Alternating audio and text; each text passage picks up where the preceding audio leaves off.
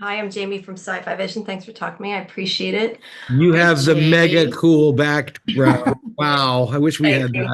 that. Thank you. I enjoyed this show. To start off, though, talk about sort of how you decided what you took from the book versus what you changed and added and everything else.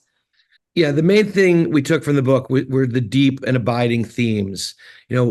Starting over, a community. How do you trust? Who do you trust? How do you find love? How do you raise a family? All those things that are just the bedrock of the book. The question that the book asks, hey, what if this happened to you?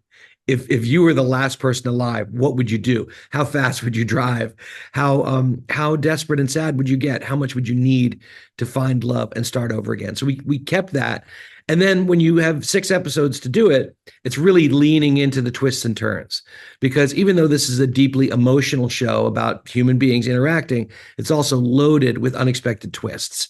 So the storytelling, the life and death aspect of all that, that's really where we turned it into a series by grabbing people emotionally and then keeping them with the thrills. And I would say in adapting from the book also, it was a bit like a puzzle, trying to find the specific scenes that would incorporate what took many scenes in the book and putting it into one to tell the story, like Ish having to kill his first animal in his entire life. He's only shopped to eat. He's never killed and hunted before. So that one, I think that particular scene really encapsulated a lot of themes of the book. So we went through and just found, certain scenes that could tell many themes and stories. Was it hard dealing with such like big time, long time spans in only 6 episodes? Because that's not something you normally see.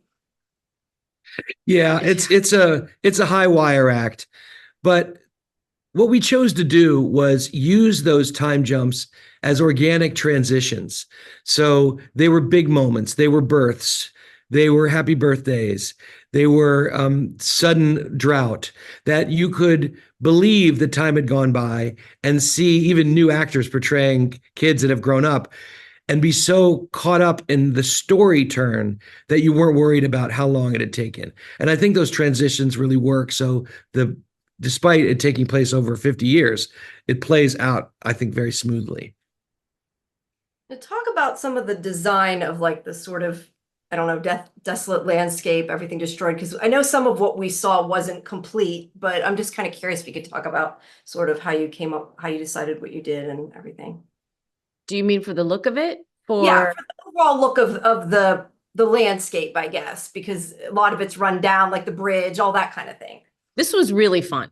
In the very beginning, we created a timeline that was given to all the departments, from hair, makeup to visual effects, wardrobe, um, and special effects, and then working with each person in each department to help age appropriately and keep them all in line. That was a high wire act, but it was really fun working with visual effects and taking a shot that's now and saying, okay, now here's where it's 7 years. Do you think it would look like this at 7 years? Let's research it a little bit and figure out, okay, what would it look like at 10 years? I think we would probably have trees coming through the ground here. Let's go ahead and put them through. So that was it was tricky creating the timeline in the story, but showing the decay of civilization and the rise of the earth was really fun. And I want to underline the deep gratitude that I have for the rigorous nature of what Kearie is talking about. Kearie was always on top of what is the macro. When I would be in the micro and having to write dialogue or scenes or emotions, it was hard for me to keep on top of exactly where the trees were aging out the window. And Kearie was just expert at always keeping the show on the right track, no matter what year we were shooting, especially when you shoot out of order Oh, yeah, sometimes. yeah. Yeah. So anyway, God bless Kearie Peak Oh, is thank you. the point of that. Yeah, well, it looks believable. You don't necessarily think about it. That's why I thought it was cool, because it doesn't seem like it could be that changed over that period of time. All right. Well, thank you so much for your time. I appreciate it. And I Oh, enjoyed the show. Thank you, thank you. Jamie. Thank you, Jamie. Have a good rest of your day. You You too. too.